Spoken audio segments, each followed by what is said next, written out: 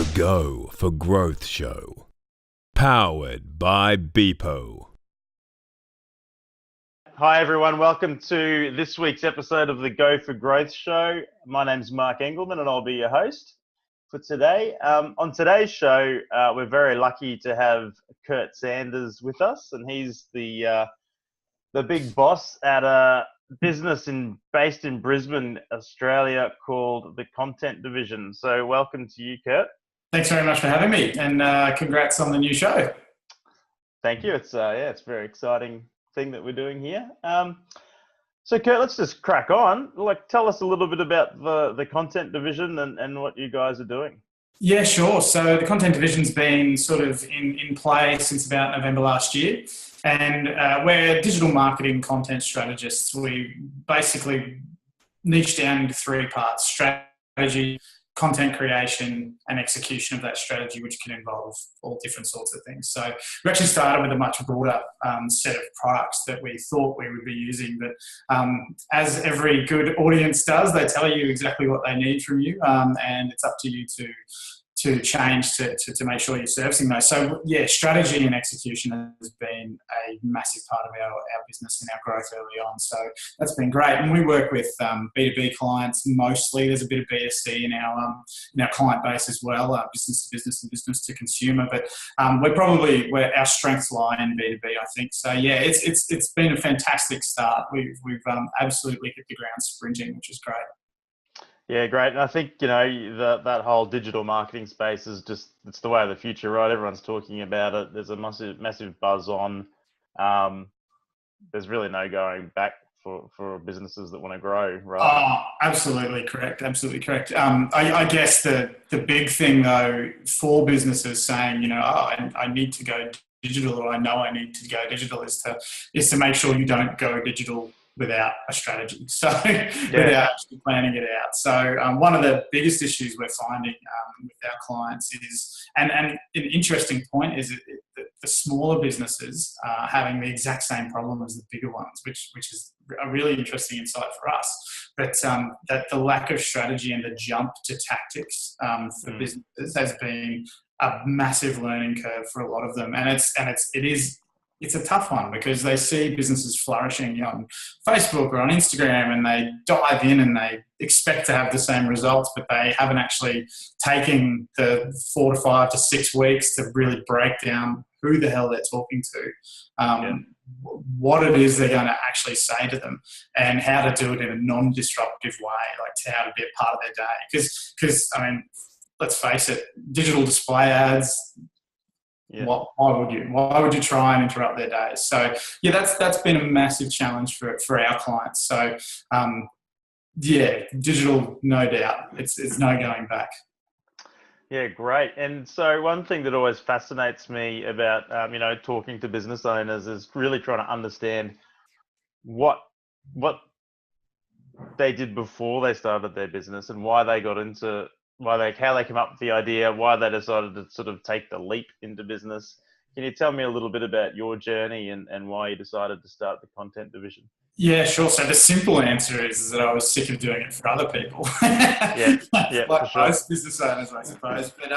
But no. So my history is sort of deeply seated in journalism. So I started off as a journalist, and I did actually have some marketing experience with agencies before that, but I spent the majority of my early career in journalism, and I was the national editorial manager in the end, national editorial training manager for a division of Australian Associated Press, which is Australia's newswire. So I was looking after a ton of journalists and teaching them better ways to produce the news and how to do it in a way that actually engages audiences. So, but the thing is, the traditional media models are just being absolutely pounded. So the writing was kind of on the wall for that, and I decided to jump ship. So after that, I actually was the digital content manager for Brisbane's Economic Development Board here in Brisbane.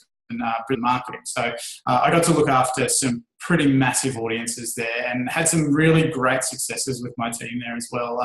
We looked after 2 different websites, choosebrisbane.com.au, which was firmly a business-to-business portal, investment attraction, conventions attractions, all those kind of digital Brisbane. So, transforming the city digitally.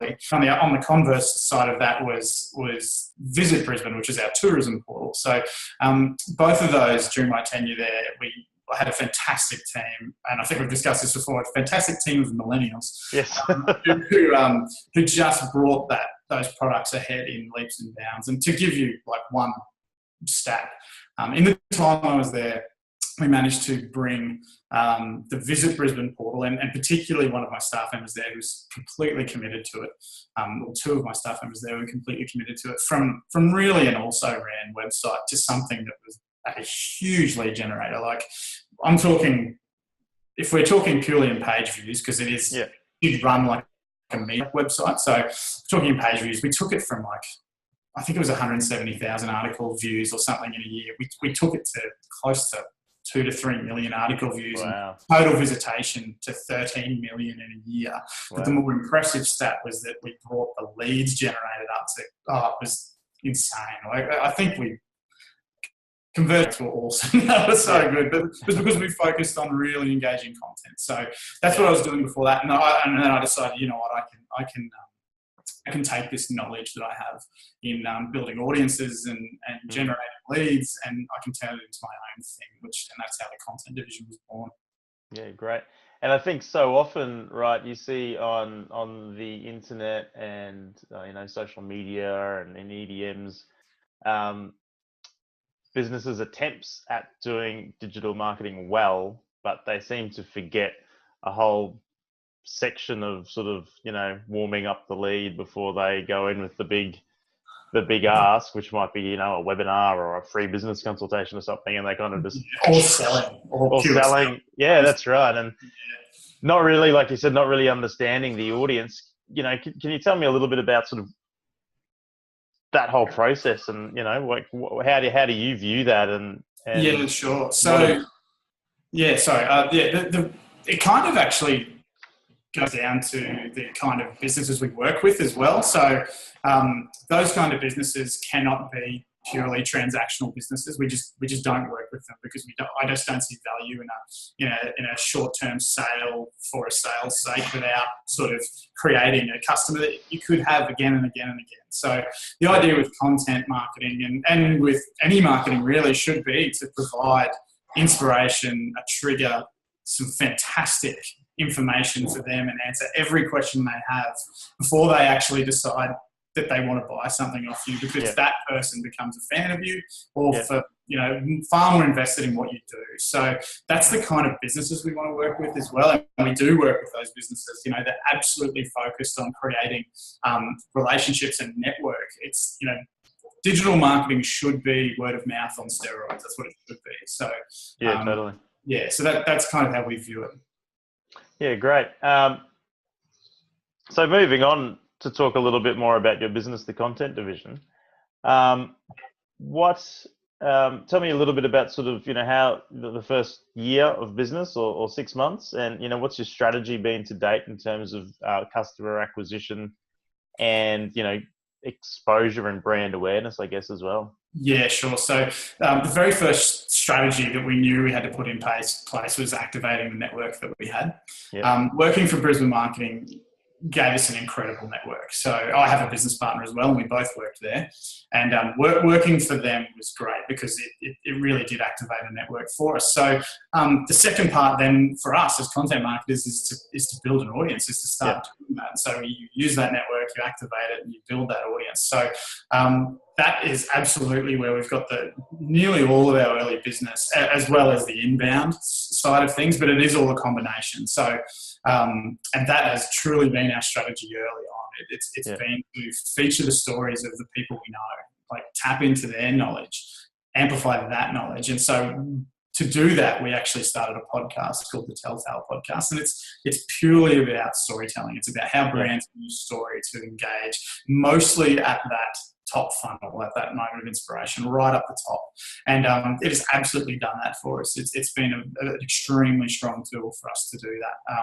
And it's also, I guess, the other great thing about it is it absolutely showcases what we do for clients as well, how we activate audiences and their networks. And the clients, you can almost see the aha moment when they realise that they have a fantastic tool on their doorstep that is their own network. It's just how they activate it.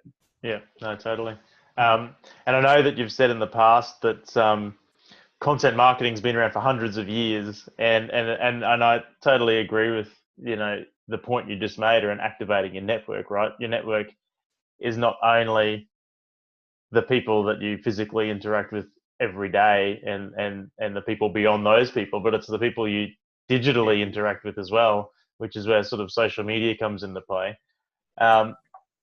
I guess, what are some of your do's and don'ts on social media? Everyone, you know, kind of sees Facebook and LinkedIn and Twitter and Instagram and Pinterest, and, you know, there's a raft of others, I'm sure. And I guess for a lot of people, it's probably really overwhelming to try and sort of work out, well, what does all this mean, and how do I kind of have a laser focused, targeted approach to all of this to get the results that I need for my business?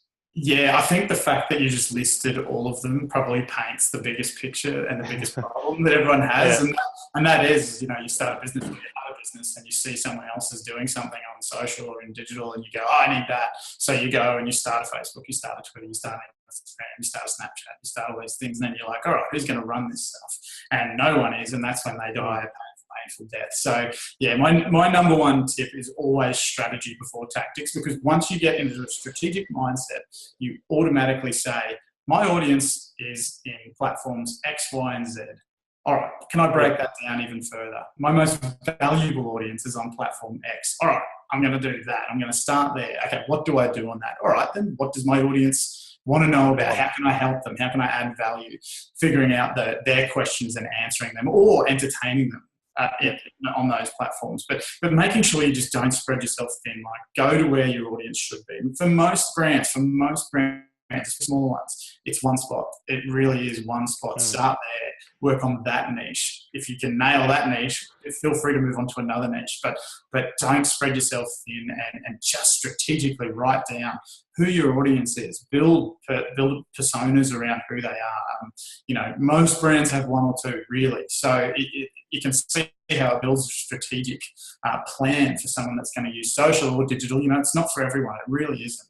It's if you're going to do it, make sure it's strategic and absolutely niche down. The broader you are, the less you are, really. So that would be that's my number one starting point anyway. Yeah, fantastic. And I think, you know, that's just good old solid business strategy, right? Like, don't try and sell to the world. Find your niche and target that, and exactly and right. go hard.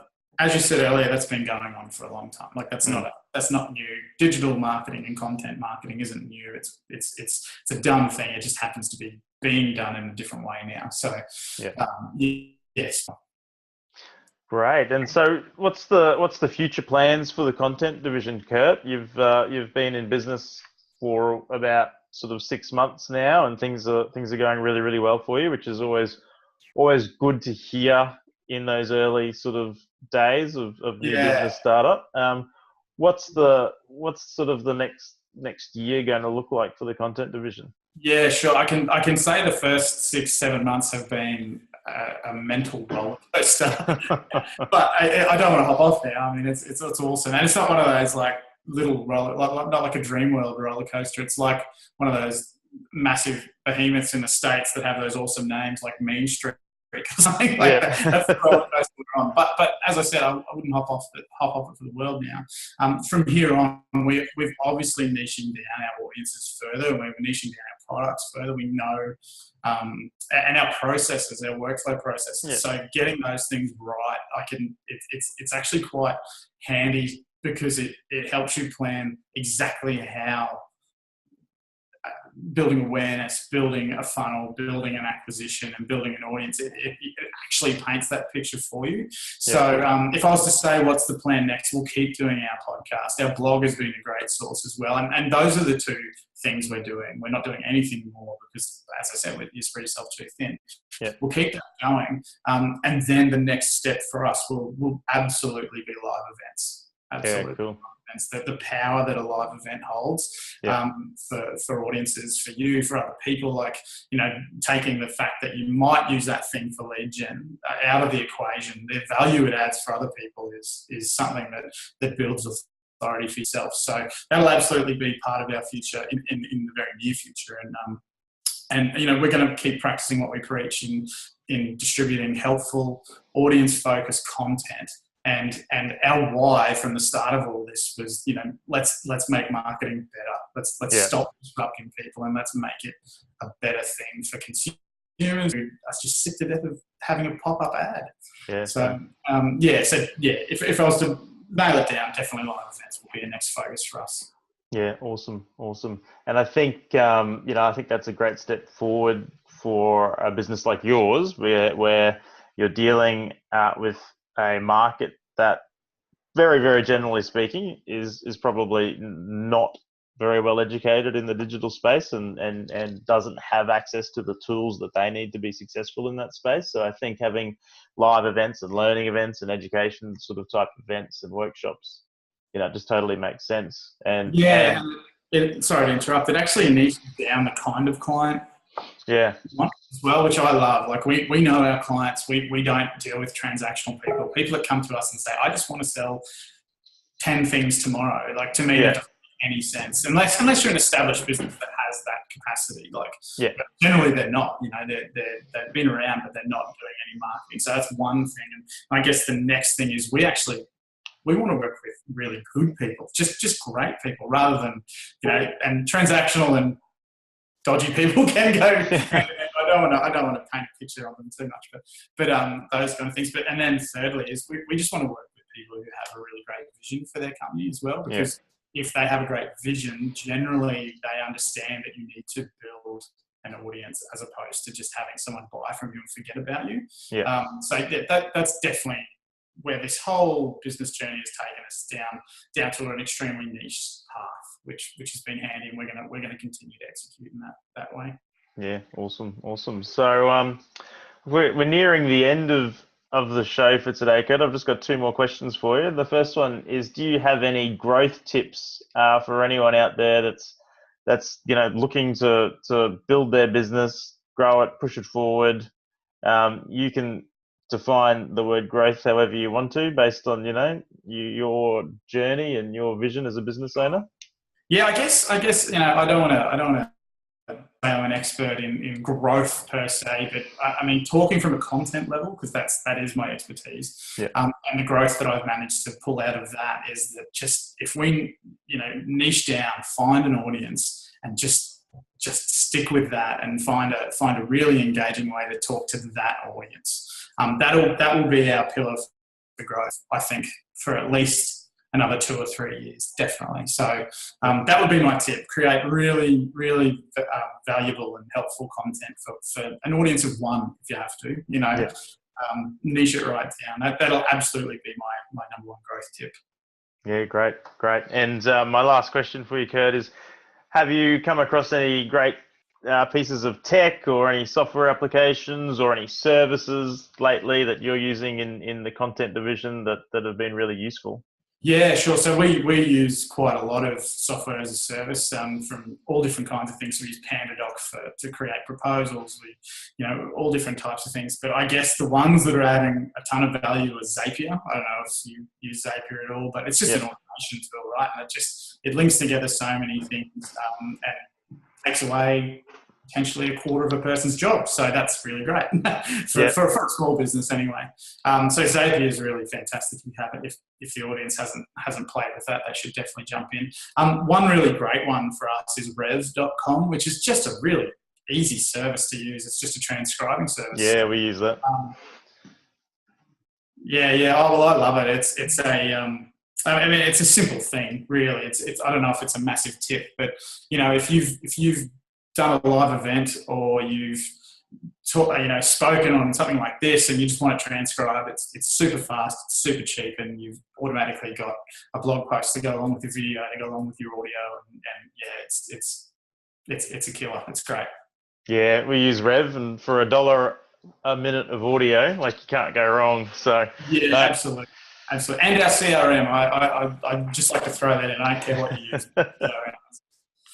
Just use it. Just get in there and use it as much as you can. Yeah, awesome. Well, that's the end of our show today, Kurt. I'd like to thank you for your time, and yeah, we'll catch up Thanks soon. for having me on, mate. Yeah, thank you very much. It's been great. The Go for Growth Show. Powered by Beepo.